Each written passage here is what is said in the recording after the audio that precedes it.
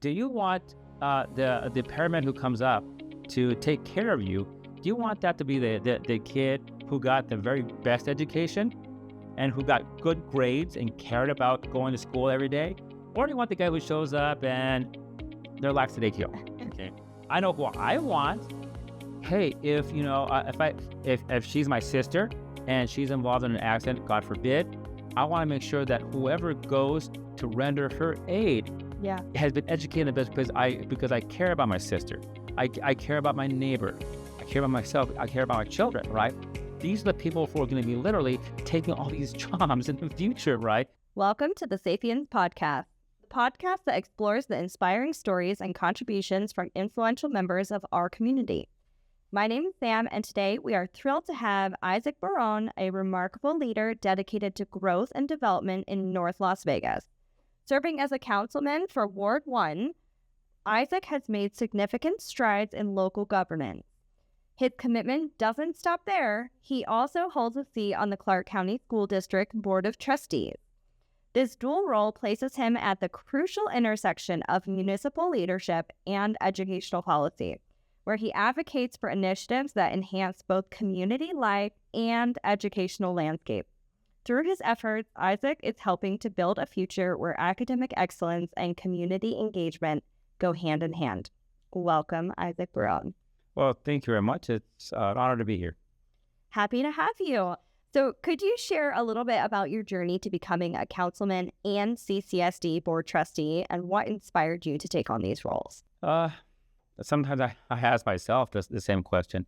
Well, I was born and raised here in Southern Nevada, in North Las Vegas. Actually, I was born in Las Vegas, and at the age of 1, my parents, who are both from Chihuahua, Mexico, they moved into North Las Vegas, and I grew up there my entire life. My dad, he came to this country in the 40s as a bracero, actually recruited to come to this country during World War II. And, of course, he moved the family first to St. Louis, Missouri, and then here to Las Vegas in the early 60s. And I was born in 1969.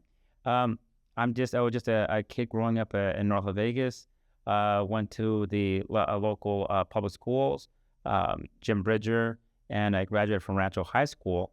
And I wanted to become a teacher. I did spend my first couple of years as a public school teacher in Northern Nevada, at a middle school, but their middle school meant 5th and 6th grade, and that was kind of a different kind of way of looking at things. I taught ESL there, then I came back, and I spent the last 28 years at Rancho High School, where I graduated from, teaching ESL and then also social studies, and my last assignment was teaching psychology for the last few years. As for how did I get into government, well, I'm a little bit of an advocate, I think, and I'm a little bit of an activist at heart. And so I have a fantastic club called the Rancho High School Hispanic Student Union that I was their advisor for 25 years. And the club, besides doing community service activity and school service activities, we did a little bit of social activism and a little bit of political activism. And so through the years, I found myself supporting such public interest activities such as advocating for the DREAM Act, advocating and supporting politicians and other political leaders who advocated for things that were important to my students, certain reforms, immigration reforms, again, the DREAM Act. And I had a lot of DREAM Act students because I didn't even know what Dreamers were until I became a teacher, and a certain percentage, like sometimes up to a third of my class, were made up of Dreamers. So advocating on their behalf. But what I realized was that although we were getting national elected leaders, congressmen, senators, president get elected, right? We're defending them, defending state leaders. I looked around and I realized that I didn't see the same kind of push and same kind of interest in our local governments, right? And of course, the local government is where the rubber meets the road. It's the first line of defense. It's not the federal government that keeps the lights turned on, your street lights turned on. They're not the ones who repair your roads or make sure that, that the social, that the parks gets fixed, that's your local government. And so I had an opportunity to run there in the city of North Vegas. That was the one city that was hit hardest during the Great Recession. People have a short memory, and if we remember 2010, between 2010 2015, things were a disaster. And North Las Vegas was the community here in Nevada, and probably one of the top 3 communities in the entire country that was hit hardest with the home foreclosures. People don't remember these things, but I do. I remember, canvassing these neighborhoods, and about every 4th house, every 10th house, sometimes every 3rd house, depending on some neighborhoods, there were empty homes, the windows busted out, and I realized that was someone's dream, the American dream. That was someone's dream. It was just a house of someone's dream that was lost. Yeah. Someone had tried to make a homestead to raise a family, to which, to invest in their children's future, and it was gone.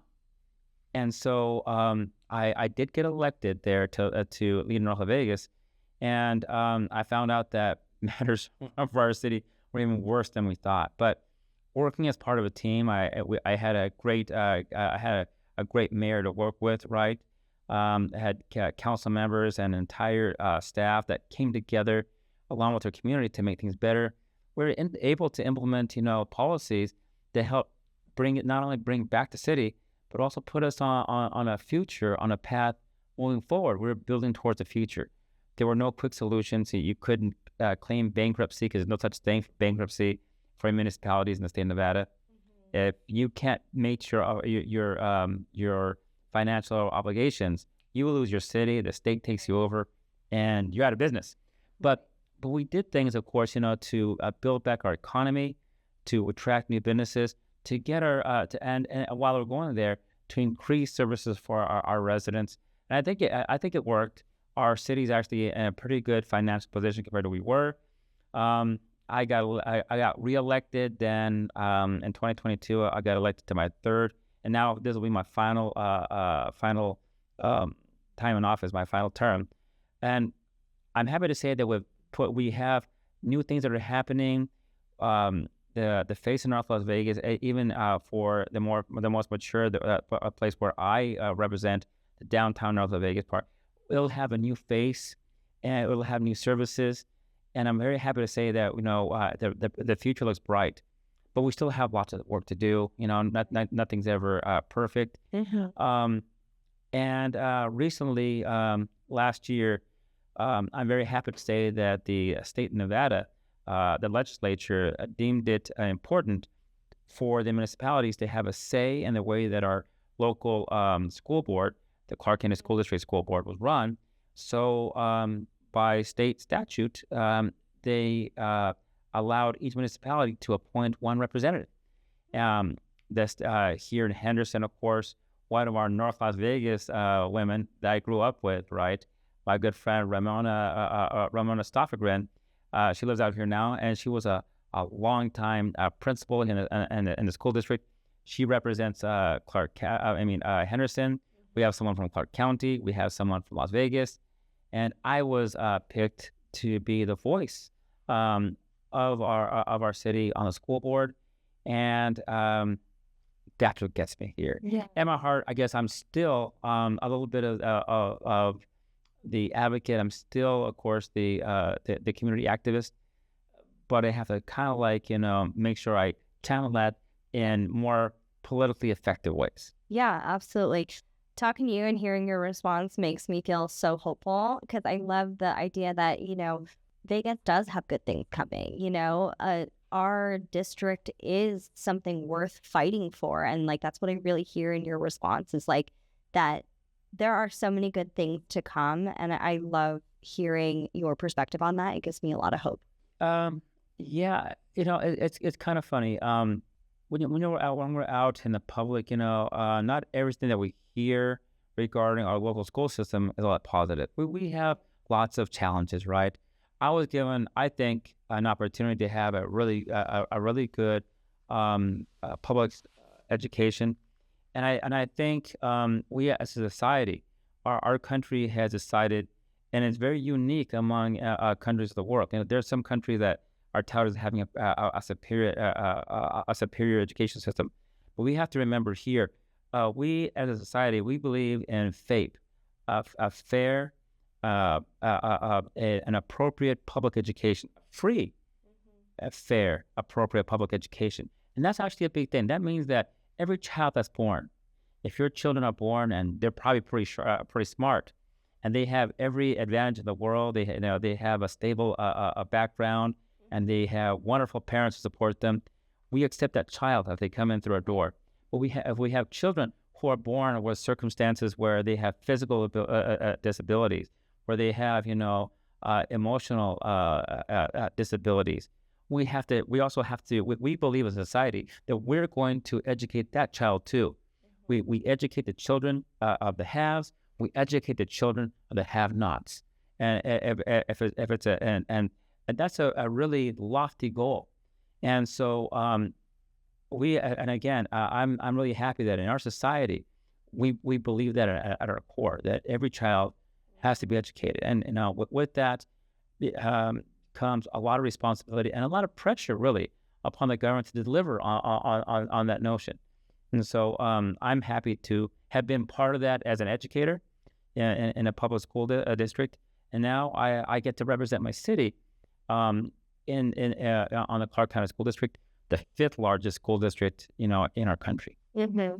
I feel like it's also very beautiful that you kind of seen the educational system at so many different levels, as a student here, as a teacher here, and as a parent here. Mm-hmm. So it's really, you offer such a unique perspective to our educational system, and so I really appreciate that. Oh, thank you. I really do appreciate that. Yeah. And also, the best part about it is besides our of course our public education system that does really cost us quite a bit. I'm also enthusiastic that there are many other providers around, because when we talk about education, it's not just our school and even not just at home. If your children go to church, right, on Sundays, they're educated in a facet that, of course, the public education does not do, right? If your children play sports, or whether it's in school or out of school, that's a different type of education that helps develop who they are as an overall a human being. And we have so many other providers of education there, right? Again, it's almost mind blowing to see what there are.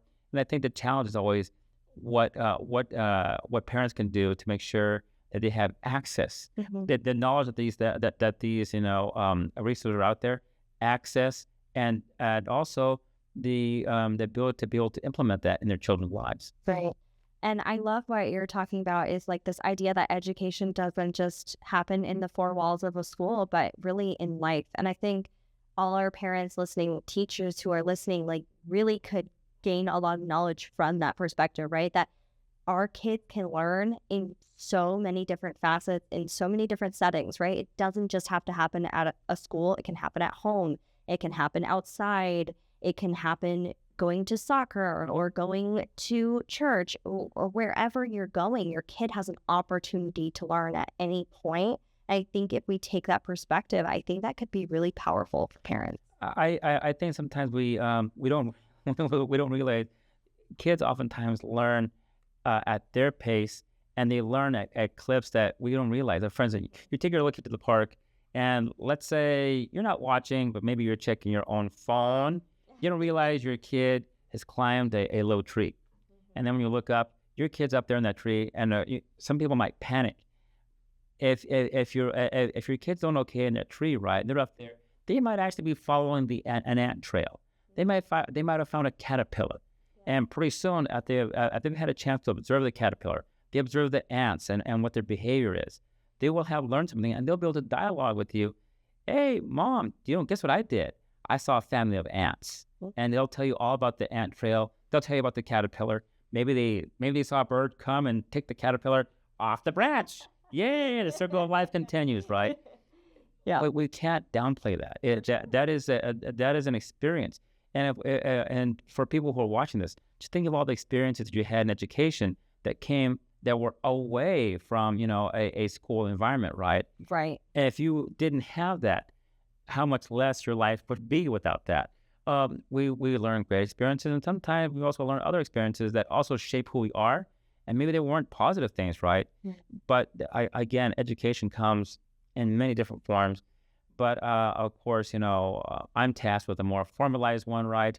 And I'm happy to say that there are lots of good things for to see. There's lots of great schools, lots of fantastic teachers and administrators out there who are dedicated to making the children that they're charged with, that they're doing the very best that they can with them. So we focus on all that, and then we try to figure out how to improve upon that and add more to it. Yeah, absolutely. I love that.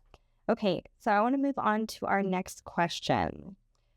And maybe you've answered this a little bit, so if you could just give me more information. As a member of the CCSD board, what are your main priorities for the district's future? Well, the biggest one right now that we're facing is the search for its new leader, new superintendent. And of course, I only came on just a week and a half ago, right? So I've missed out a lot of the policies that have been set forth to find this new person. I think it's really important, and this, of course, there's some things that I can share, some things I cannot, but I can share this. In the last board meeting that we had, I spoke out very vociferously that I don't think that enough of the community is being fully engaged in the conversation as to who this person should be, what is our community really looking for. I don't think we're fully engaged in that, and here's what I mean. We know that people have come out, and organizations have come out, large, powerful ones, and they've said that they want to say, they want a voice, they want to be heard. And I don't think in such a short amount of time, I don't think it's happened yet. The community has not had its say, and I'm not sure if it's going to actually happen in time, because a very short window to determine what the community needs are, it hasn't been fully happened. Now, I represent, in North Las Vegas and part of East Las Vegas, that's still part of my community, right? A segment of the community that doesn't speak out a lot. Yeah. Latinos, for whatever reason, right, they don't normally get engaged, in political discourse, A lot of segments are, and I think part of it, when we're trying to run our society every day, we live in a big city. You get up in the morning, you prepare yourself. If you have children, you have your children. You're in a race to get your kids, to get them to school or get them to the sitter. You battle traffic. You deal with work. After work, you might have to go pay bills. You pick up your kids.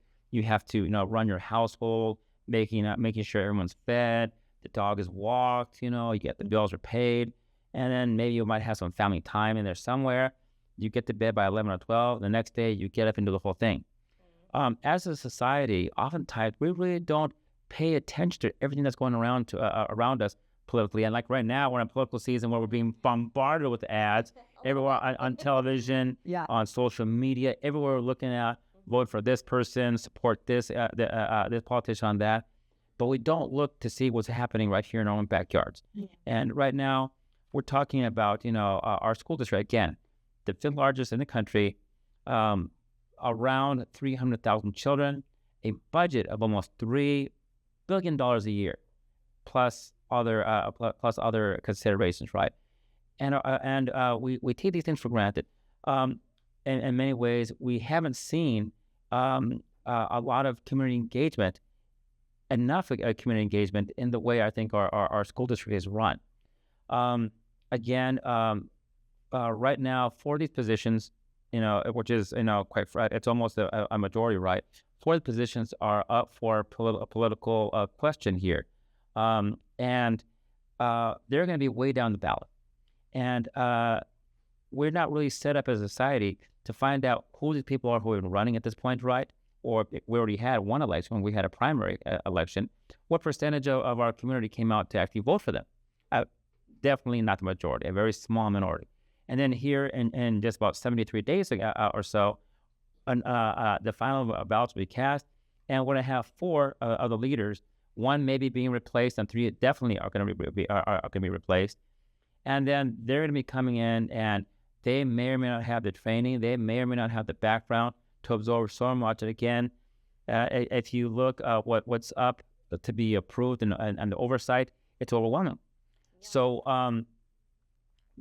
again, the number one thing that's going to happen between in the next few months is the person who's going to be the leader to take this district into the next decade and a half.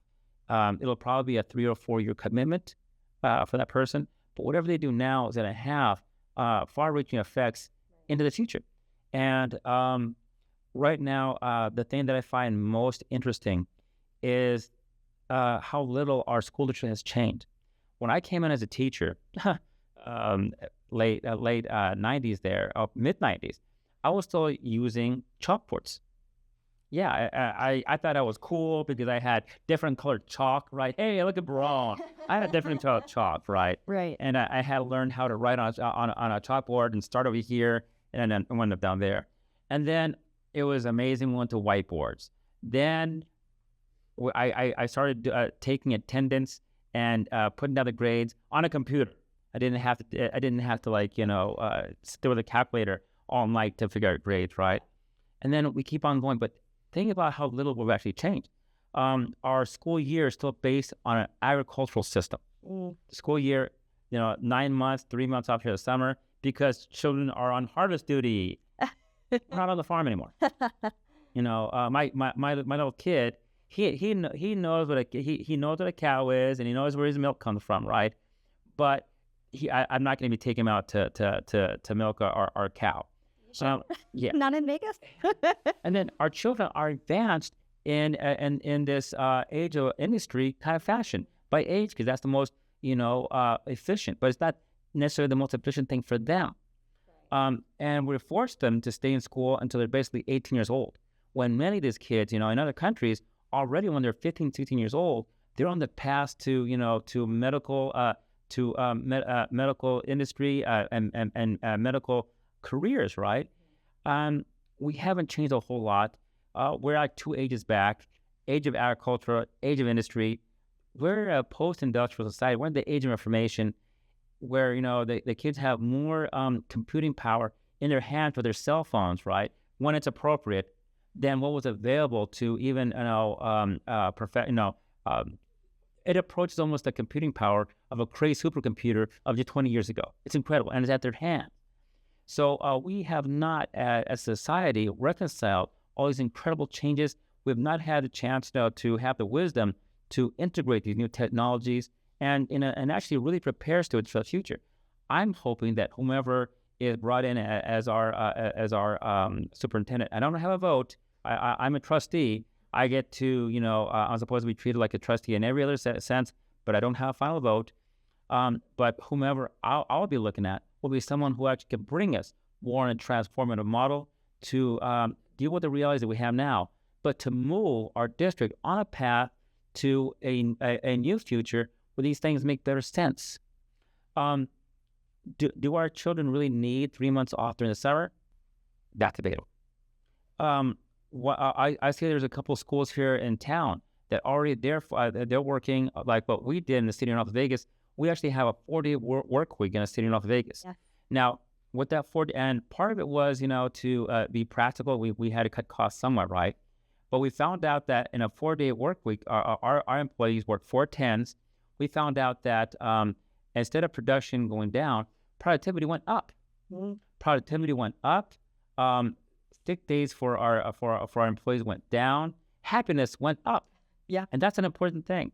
Yeah. Because nowadays in our society, and I think everybody who watches this can probably, unless you're retired and you're sitting back, kicking back Mai Tais in the shade somewhere, right? For most of us, it's the daily routines, the daily rigors are stressful. Yeah. 2 days off really doesn't help you. You need 3 days off, and you need time for your family, and we recognize that. At the city of Las Vegas, we've done so well with that our sister municipalities are adopting the same thing, in part because we were kind of like poaching. Maybe I shouldn't say that in public, but we were getting some of their employees to work for the city of Las Vegas. So there are schools who are experimenting with this. They have 4 10-hour days, right? And it's interesting to see that we should be the kind of a district with this size that should be able to experiment with a new program like that. And if it's better for the teachers, if it's better for the kids, and that's what we really want, and if the parents can reconcile this, right? Hey, we should have these open conversations. So I'm hoping to see a superintendent who will, will have bold plans, not just to go to shore up what we have, but again to move us into a bold new direction. We have a lot of schools that are doing great, where they have principals who are experienced and they've built up a fine supporting cast of administrators, and they have stable veteran teachers, and they're doing wonders out there. They really are. We have some schools that have made the U.S. News and Report top 500 schools. We have one of our schools here. One of our magnet schools was a National Magnet School of the Year. Right here, I think it was Southwest Tech or South Tech or Southeast Tech, I think. Yeah. Anyhow, so we have some schools of distinction right here in our community. Then we have other schools that are kind of challenged, right?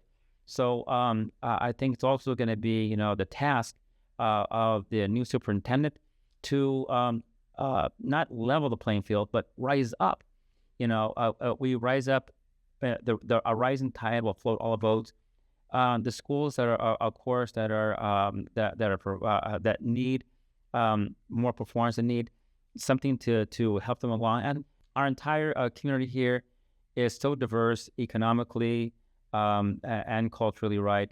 And even within a public school system, there's great imbalance. There's one school that is very close to Red Rock Canyon there. I'll not name it. I was there a couple years ago, and their parents' society, their parents' group, they were doing a fundraising to help out the library, and their goal that was on the board there was $30,000. Well, they had a couple weeks to go, and they had already surpassed it. Oh wow! Yeah, that's admirable. Yeah, the parents there took it upon themselves to raise funds to better the library, which of course is an excellent indicator of the success of their children.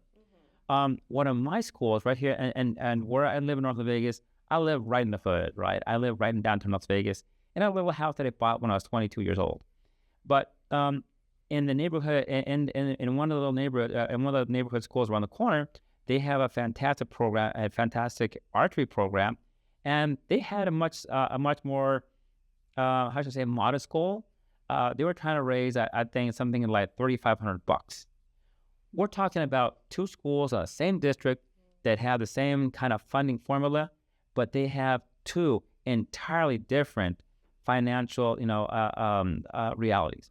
And so I think whomever we hire, it's going to be up to them to figure out to bring in people to help address those, built-in inequities in a way that, it should not be a zero-sum game. I don't think we take from some to give to others. No, I think we do not play the zero-sum game.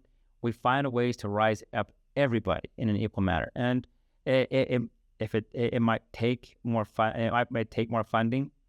Of course, the Nevada schools are not funded at the same level as other schools, but it's also what we do with the funds that we have and we have allocated to us in the most efficient way possible to help children, to help the parents, help families raise their own individual children's education level. Mm-hmm. Yeah, I was going to say, my colleagues on the school board, again, I was only recently, added. They've already decided on a timeline to find our new superintendent. We do have, of course, an interim superintendent, but the timeline there, it might be, it's a relatively short timeline, I think, and I'm not sure if there's enough time being allocated to finding out the expressed needs and desires to get the best profile possible. When again, right now, for instance, I raised the point that in the city of North Vegas, there was only one in-person community conversation going on, and it's at one high school. but that one's slated for elected officials. So I don't think that's meeting my residents' needs or anybody in the eastern, northeastern section of town. We're not getting out there. And then there are other, virtual, hey, we're very happy, of course, for the miracle of technology. That's how I'm beaming into your home or onto your pad, wherever you're watching this, your phone. But at the same time, there are many people in my community, many parents who they have not crossed the digital divide. Okay. During the pandemic, and the pandemic, of course, I think it was actually an opportunity in some ways as for us to see all the weaknesses, all the limitations. I had some children who the only electronic device that was capable was the one-to-one device that was being provided by the school district. Wi-Fi was an issue. Sometimes their only access in many of these homes is a little hotspot that's given out, again, by the district for children to access, right? And when we see that, right, there are the families of the have-nots, and they're not going to be included in this conversation, So I don't know if there's enough time allocated to actually fully hear what large segments, basically the children who are in the need for the ones who could benefit the most from a free, appropriate public education. Their families may not be fully heard by the time a final decision is made. And of course, we don't know who at this point, we'll be finding out who the applicants are by the end of this neighborhood, by the end of this month, when the applications are due. I'm hoping for a very diverse, a very qualified, and I think a very an educator, a person who feels that challenge within. I'm hoping they're not doing it for the money. It's got to be for a pretty good salary, right? But when you see what the charge is, when you see what the responsibilities are, they're huge. And I'm hoping it's going to be someone who's doing it because they have a need to achieve. I'm looking for, I myself, in my mind, I'd be really impressed with a principal who came maybe from the public sector, who came in, got some training to become an administrator in our district. They took over a school that was challenged, right? They brought that school to a high level, and then instead of staying there or wanting to move up, they asked for another challenging school to go to because it's in it for them. They feel that need to achieve. That's what I'm hoping for. And again, I'm also hoping it'll be someone who's steeped in public policy, and will probably they don't have to be a politician at heart, but they can understand that need to bring in, of course, people who are stakeholders on the political and also in the business community, because our business community, they've expressed a very strong interest in having a say in who's picked as our newest superintendent. The economy. A few years ago, I do believe Amazon was looking for a headquarters. And although Nevada and Las Vegas in particular has a lot of things going for it, a climate in which, people go to work 365 days. We don't have no tornadoes, no tidal waves are going to hit us, right? Not too many earthquakes, no hurricanes, right? But the one thing that, really didn't put us in the running was they were not impressed with our educational system. And so it's kind of like an indictment, I think, for our entire state and in this community. And so I think we can meet the needs, of course, of business. We can meet the needs of industry. We can meet the needs for our families. I think there's someone who could bring all those needs together, because in the end, it's almost 300,000 children who their future is dependent upon what we do today. Absolutely. I want to touch on something that you said previously and a little bit throughout of what you were just saying. Maybe it's two-part. So first is that we have a large Hispanic population here in Nevada, and those voices are not equally being heard in our government, in our legislature, all of those things. And so we rely on our political leaders to really become that voice. But you were talking about them getting more involved, not not just the Hispanic population, but everyone in your district. And part of the problem is that access to the ability even to voice yourself is not necessarily there for everyone. So what would you recommend? How can our listeners, encourage those voices to be heard, to elevate those voices so that everyone in the community really is getting an equal say or as close to equal as possible? When here's one real simple way. The last board meeting that I went to, when I looked out into the gallery, there weren't that many people who look like me. So I would say, exigen todas las personas de su comunidad que vengan a esas juntas. Es por el bien, por el futuro de sus niños. For those of you who are Hispanic challenged, if you have friends who are Latino, tell them to get involved. Have them show up to these meetings where the very futures of your children, their futures are being discussed, and they have every right to sign up and to speak out. It's a public forum. You have to hold us accountable. You have to hold, whomever gets elected, who is already there, appointed, they have to be held accountable. And how do you hold them accountable? You make sure that they know to begin with that you're even there. Hey, send emails in. People do, have access to emails, even cell phones. You can send them from there, and almost everybody has a cell phone. Send emails in. If you see something, you say something. And again, I know that not everybody has a chance to go out, to a school board meeting, but it's a relatively small room. And again, when we see that it should be packed with people. These are programs that impact your public schools. Here's a good one. If you have children who are in sports, right now there's a discussion regarding access to those playing fields, right? And even if you're not a big school person, you might be a sports person, you might have a nephew, you might have a niece who's involved in sports. You should definitely show up, because if you like going to your kids' games, right, that's being discussed and that's being impacted. You can show up, you can write letters, you can make phone calls, and believe me, politicians are very keen when you start taking phone calls and getting emails, and we get these reports. I answer almost every person who calls me a message.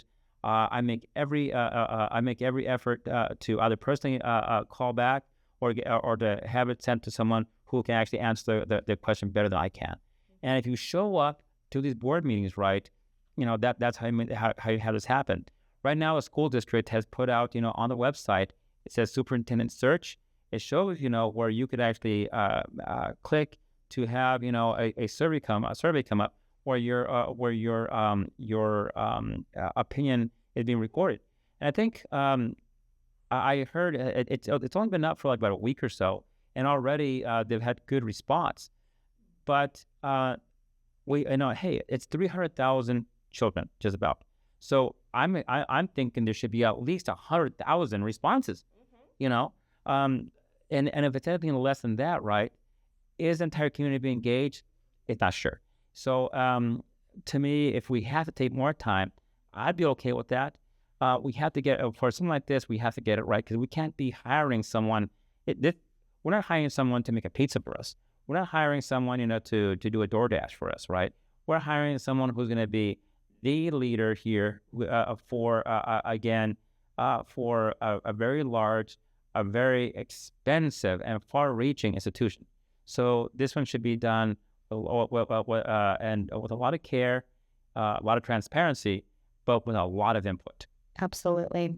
I love that you gave specific ways for individuals to get involved in our community. I think that it's so important that every voice is heard, and that we not only just encourage that, but also highlight how important that is for everyone to be heard, because everyone matters, And so I think that the resources that you provided and the routes that you provided are extremely helpful, not just to our listeners, but to the community that we can reach as educators. Also, a lot of the listeners, if you're listening to this podcast, you probably have some sort of a real care about education, right? There are many groups out there, civic groups, who you have members who are interested in what happens. It could be your local elks. I'm an elk, right? You have to put that out there, right? It could be, the Shriners.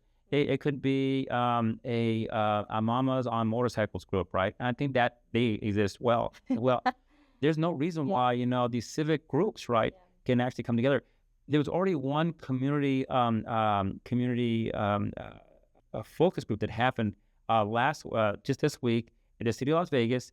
One of my friends here with the community, Miss Yvette Williams, as an educator mentioned her name. She's an activist in her community there, and she got a dozen groups to show up and be part of this conversation. I really support what they did. Right, that is fantastic activism. They've made themselves heard. I think they need to meet a couple more times, but that's only one group. That's one person there, and we have a number of different communities here. In the city of Las Vegas, right, about 40% of our population is Latino, about 40% more or less is Caucasian, and about 20% is African American, right? But we don't have anybody so far that's opening the conversations in my city per se, right?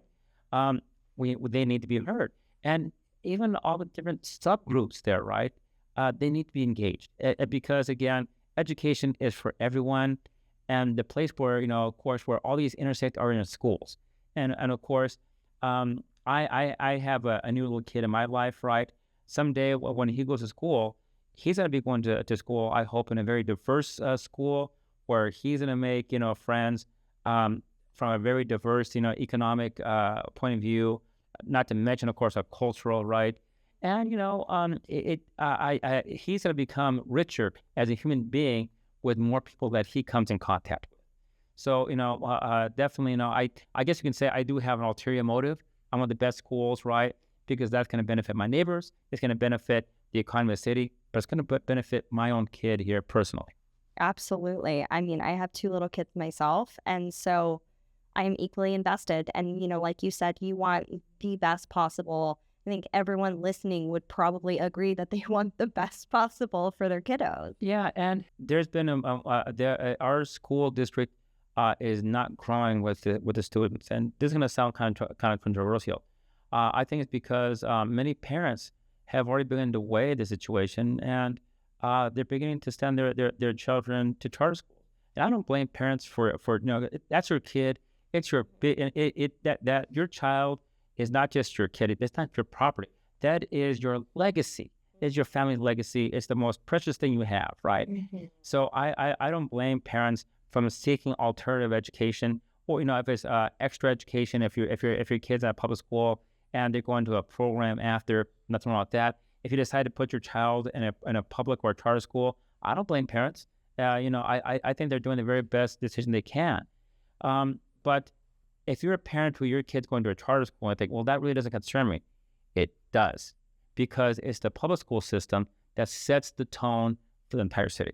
Mm-hmm. And if you have a public school system that, say, is in the top 20 in the country, I can guarantee you, the charter schools are also going to be floated with that. With that. So, as again, the rising tide floats all boats, right? So if your kid if your child is in a public school or a private school, it matters to you who gets picked as the top educator here in Southern Nevada.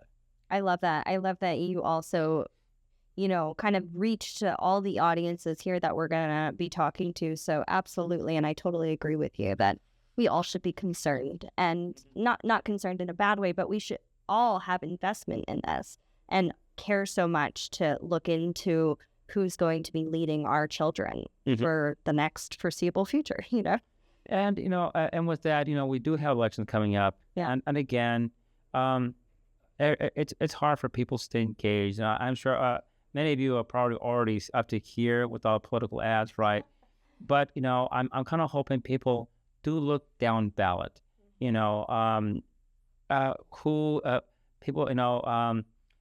it does matter who gets elected as judge, because if you're married and God forbid you have to get divorced, you're going to go in front of a judge. So hopefully the person that you go in front of is fully qualified and is a person who knows how to weigh the law, because it's going to be to your interests, right? Judges matter, and of course, your local your local commissioner, Clark County Commissioner, your local councilman matters. But most definitely, if you have kids, even if you don't have kids, the person who gets elected to the board of trustees matters. And again, I had my kid. I have nothing to do with education. Oh yeah, well, you might have a medical episode, and if you have a medical episode, as you're laying there, right, do you want the paramedic who comes up to take care of you? Do you want that to be the kid who got the very best education and who got good grades and cared about going to school every day, or do you want the guy who shows up and they're lackadaisical? Okay, I know who I want. Hey, if she's my sister and she's involved in an accident, God forbid, I want to make sure that whoever goes to render her aid has been educated in the best, because I care about my sister. I care about my neighbor. I care about myself. I care about my children, right? Absolutely. These are the people who are going to be literally taking all these jobs in the future, right? You want to make sure that the person who comes and does the electrical does a good job and doesn't burn your house down as a consequence because they did a bad job, okay? You should care that the person who's driving the bus knows what they're doing, that they can read, and they've been well-trained so they don't take out your car while they're trying to do their job, right? It's a community thing. We want the very best. We want the very best educated people because they're going to be that's our society, 10 and 15 years down the line. And if you're an employer, you want the best educated person because you want employees who can read a handbook and and have common sense in dealing with the public, because of course that's going to be how you determine your finances as well. Mm-hmm. Absolutely. I love that perspective. Thank you so much for sharing a little bit about that. I wanted to hop down to talk about some of the most significant challenges you faced in your role at the school board. Well, I've only been on for a year now. I think that one of the biggest problems, well, not really a problem, it's a challenge. It's the 5th largest school district in the country. And with that, if you can imagine, we have 30,000, professionals. It's hard to keep tabs on everything that's going on. Now, I'm not necessarily an advocate of efforts to break up the school district, right? Because you have some school districts that are known for excellence, and they're huge. Hey, the New York public school system is known for its innovation, and they do overall great job. New Jersey, you have some very large school districts over there, right, that do great, right? So just because you have a large school district doesn't mean we have to have a poor one, right? So again, I'm not necessarily advocating for the breakup of the school district, but I do believe that we may or may not be on the right track to a good administrative model that takes into account diversity in our community. Like for instance, there are some parts. Hey, on the east side of town, on the north side of town, again with high Latino populations, right? Their poverty is an issue. It is, just having families who can meet their financial necessities being met, right? We have people who do not have access to affordable child care. They don't have access, of course, necessarily to medical care, right? For them, they're going to have a different challenge than someone on a different side of town. And that is, and again, I'm not saying that they should be given more research, but there are things that you can do. We can gauge, like I do a free backpack event with lots of community people there, and every year I run out of backpacks. We give 1,000 backpacks. I could probably do 2 or 3 of them, and would give out all the backpacks. That's because every backpack that you give to like a little kid in a family, that might be $20 or $25 for the stuff that if they have 2 or 3 kids, $75, that might be their budget for groceries for the week, right? So and we had a provider to give free haircuts. Again, it might only be like a $10 or $15 haircut, but multiply that by 2 or 3 kids, right?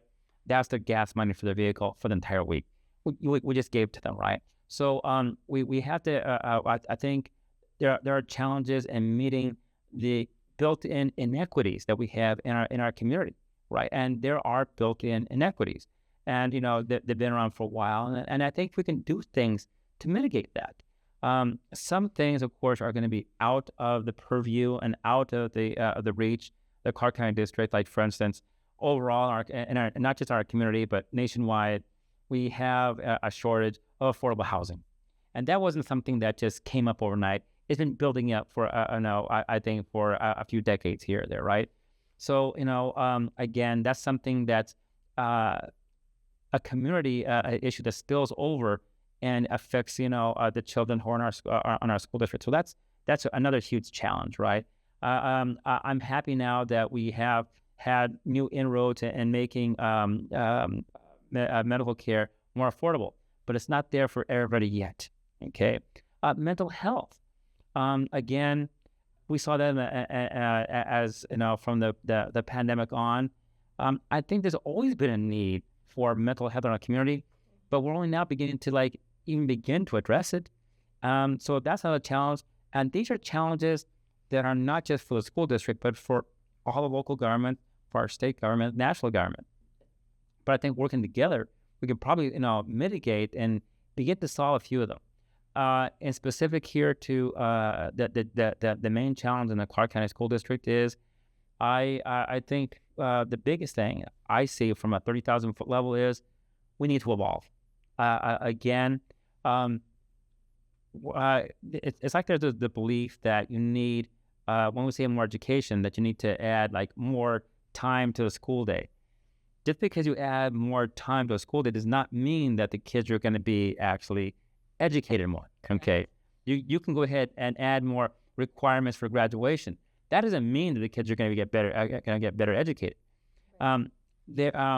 Right now in Cuba, of all places, right? If you were growing up in Cuba and if you showed some ability and you showed some promise at the age of 14, by the time you're 15 years old, you're already in a medical program. Oh, Yeah, they're doctored. By the time they're in their early 20s, you already have the young men and women who have gone through an entire medical program. They've probably been sent around the world to do their residencies, right? And then they're placed back into the society, and they actually have more doctors per capita than we do, right? And they may not have the same medical science that we do, but they have people who are trained at a much younger age. Why can't we do that? There's a fantastic school, for instance. To me, it's the best prep school in the entire valley, and I'm happy to say it's in North Las Vegas. Okay, it's a private school. It's a parochial school, but it's not one where you have to be a rich person to get in. Okay, yes, and I'll go ahead and throw this out there. This school, if you get accepted into it, it's not based upon whether you're a Catholic or not. And it's not whether you can pay it. Matter of fact, if you're accepted into this school, the children who are accepted into the school, they have to earn their own tuition. They're paired up with a community partner, and from the time they're in ninth grade, they begin to do these paid internships. By the time as they go through, they spend more and more time out there in the community, either working in a law firm or working in the hotels, maybe in the front desk or in HR or somewhere else, and they're being paid. Okay, so they're given work experience, practical work experience. They're learning the value of everything they do has an immediate a consequence, right? I wish we had a dozen schools like that, 20 schools like that, because again. This is the idea of transitioning young men and women into the roles in our society. And why couldn't we get them in there at a younger age? Again, the reason why we have schools that we look back here historically, the reason I'm really happy that we no longer have child work programs where you have little kids losing their hands in industrial machines in the bad old days, right? And we had mandatory education that, mandated the children were going to be at school from the age of 7 to 17, right? Although they graduate when they're 18. But in part of it, it was to keep young kids, 15, 16 years old, from competing against people who are older. But now I don't think we really need that. We should have a new system that allows children to be educated and begin integrated into professional and technical job from a younger age. Why not? I mean, I don't think you need to necessarily be a guy in their 20s to be an HVAC technician. If we have someone who is being trained in that licensure program from an early age, there's no reason why they couldn't be at a young age. And I think by injecting youth and into our workforce at a young age, I think we're going to wind up raising the overall level of these professionals in our community. Poverty will go down because now, the young people will be earning a better wage at a younger age and being able to inject that right back into the community when they start to buy cars and hopefully buy their own place. Well, if we get them built, of course, make their own home. It actually bolsters the economy, and it reshapes our economy into, instead of just being one of service, right? One where you have more paraprofessionals, you have more licensed professionals, you have more people who are in the trades, right? And that will definitely, down the road, bolster our economy. Yeah, it's a really interesting perspective. I hadn't considered it in that lens before. And so I'm appreciative of that knowledge that you just shared with me, because I think if we do look at it from that perspective, it kind of changes things. We have shortages everywhere. Not all people know this, right? But now, we have a shortage, for instance, of pilots, right? Right now, there's only one man school, Rancho High School, that actually has an aviation program, right? We should probably have more because there are not enough pilots, helicopter pilots, commercial pilots, right? And right now, the industry is going to be facing a pinch of where we're going to be getting these pilots from. I myself, I'm not against there being immigration to where we have maybe new pilots coming in from the Philippines or from India or from Norway or wherever we can get them from. But man, we have a whole bunch of young people right now who they're almost like little blank slates that we could, be providing more education so they take those places, right? So, we bolster our own youth. Right. Absolutely. Absolutely. Let me ask you our next question. So you are familiar with one of our previous guests, Mr. Ruben De Silva. Oh, yes. Can you talk a little bit about how you know him? Well, it's that young man, basically, he represents the American dream. Okay. Everything that we want, I think that anything that you might want in a brother, in a neighbor, in your own family member, Ruben and his family represent. Mr. Ruben De Silva, of course, was a student of mine and one of my soccer players back in the day when I used to coach soccer at Rancho High School. His family immigrated here from India, and of course, they had the immigrant experience. Dad working 2 and 3 jobs to make ends meet. Same thing with mom, although she recently retired as a kindergarten teacher here a couple of years ago in our district.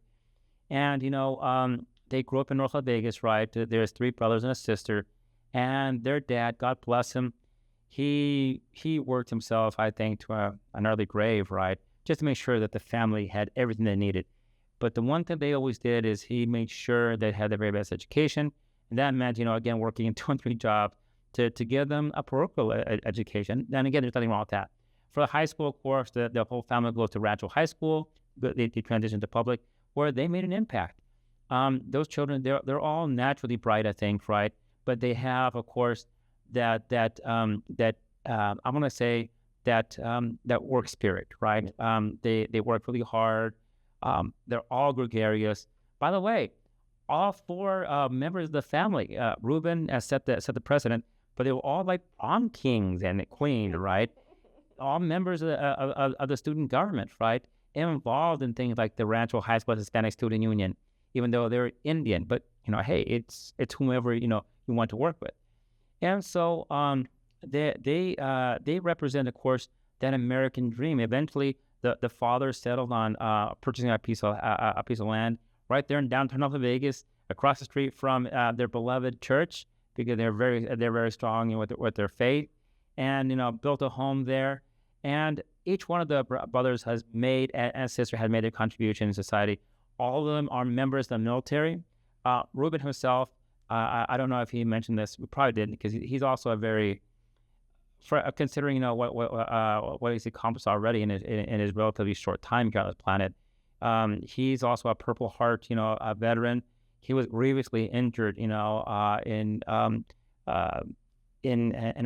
foreign war there, right, in Iraq, where he literally left a piece of his being there on foreign soil and hit some of his own blood, for our country's interest, And I thank him and his family and all veterans for their service, obviously.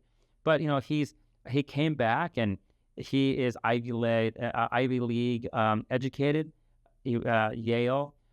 He was elected to the state legislature, right, where he represents part of North Las Vegas, part of his community where he grew up. His other brothers are attorneys, and achieving higher and higher ranks in the military. They work and his sister, of course, in the medical field. We're talking about a family who literally, they represent the very best, and what we think is more typical of the immigrant experience. So people come here, and if they're given the opportunity, they work hard and make an impact in the community. And so I can't say enough good things about Ruben da Silva, or his brothers and sister, their family, just in general. And I'm honored that he considers me a friend. He used to be my student, used to be a player of mine, but more than anything else now, he's like a friend, and I'm honored. Well, that is so amazing, and how cool that you've seen everything kind of come full circle with him. So it must be very rewarding as an educator to actually see your students making that impact in the world. Most definitely. Yeah. Is there anything else that you would like to share with our listeners, particularly parents and educators in Southern Nevada? Make your voice be heard. Now, what I've said is, people have to hear you, right? I think you should advocate. And not everyone's taught to do this, but I think that people need to advocate. If whether you're a single parent, or you have, of course, you're part of a household, whether it's a nuclear family or an extended household, right? I think it behooves every family to have an advocate. If you're a single person, you still represent your community. You need to be the advocate. There are many ways you can do it. Again, making phone calls, showing up, right? Make our leaders know that you're there and that you're watching. We're coming up on a political season where a very small minority of this country is going to decide who the president is going to be, and that's going to have some ramifications. And I'm not going to advocate for any particular party, right? But I think that people need to advocate for themselves, get involved. Voting, of course, is one good way, right? But you could also make sure that you advocate with your friends and family to make sure that they're advocating along with you. Make sure that their voices are being heard. Getting if your children, of course, are part of any school system, you need to be your child's advocate, because they're not going to do it for themselves, or maybe they will, right? I have kids that do that, but they need to be, to be advocated for. You have to become the advocate for yourself, for your family, for your community. If not, we get people who get elected to positions that they have no idea what they're doing. They don't know how to accomplish public policy, or they're not knowledgeable in that field that they're supposed to be overseeing, or they don't know how to handle people, for God's sakes, right? We want to, any democracy is only as strong as the people who get involved in its execution. If you have a society in which people are apathetic, to how their leaders are chosen, or don't have any access to determine how their leaders are chosen, you get what you get. And so whether you're considering national politics or the local politics, state politics, or in this case, what I'm interested in, local, and of course your school board, right? You have to become advocates, and you kind of and there are ways you can do. You can join your local parent-teacher organization. You can look online, but you have to become the advocate for your family. You have to become if your kids are in school, you have to be the advocate for your child in the school. And there are resources out there. If your child has special needs, there are certain organizations here in the city that are dedicated to supporting parents of children with special needs. Right. I guess I'm not advocating. I'm not actually advertising. There's an organization called PEP, right, that you can look up, and they advocate for parents of children for special needs. Become the advocate for your child, for your family. And I know I've said it 3 or 4 times, right? I just can't stress that enough. Absolutely. And I agree. I don't think you could ever advocate for advocating too much. Absolutely. I just want to thank you so much for joining us today on the Sapience Podcast. We are so grateful to have you here. I want to ask, if our listeners want to learn more about you, learn more about the work that you're doing in our community, where can they find that information? Well, the easiest thing is to always just send me an email. I'll share a couple of them. With anything related to the school district, my email is barroe1@nv.ccsd.net. And if there's anything for the city of North Vegas, that one's pretty easy. barroni@cityofnorthlasvegas.com. On that one, actually, if you just want to go ahead and log on to the city of North Vegas, there's a drop-down menu there with mayor and council. You go there, you drop down to my handsome smiling face, and you can click and send me a direct response. Either I will get back to you, right, or someone else will. That's probably the easiest way. But I'm not hard to find. Everyone knows where I live. I'm pretty approachable, and I live right there in the community. I'm not going anywhere, and you can make me accountable. Yes, absolutely. I love that. Well, we hope that you all enjoyed this conversation as much as we did. And until next time, thank you so much, Isaac Barron. It's been a sincere pleasure. And I'm always willing to come back. Thank you. I mean, like I said, I could talk to you forever because you have such insightful things to say. So I will tell Mr. Mike, because like I said, we only got through half of our questions. I felt like I had so much to ask you and follow up. I was yakking a lot though too. So next time, we'll have one of those little things there. Like the timer? Yeah. We'll have a little timer. We'll do that. So I'm a politician. I am, and so normally I like to speak 3 minutes or less. And so I promise next time I come, I will make sure that I keep myself to my own personal policy. Well, you have it on recording. No, I'm just kidding. No, I'm just kidding. I talk as much as you want because I really enjoy hearing your perspective. So it's been really great meeting you. Thank you so very much. Appreciate your time.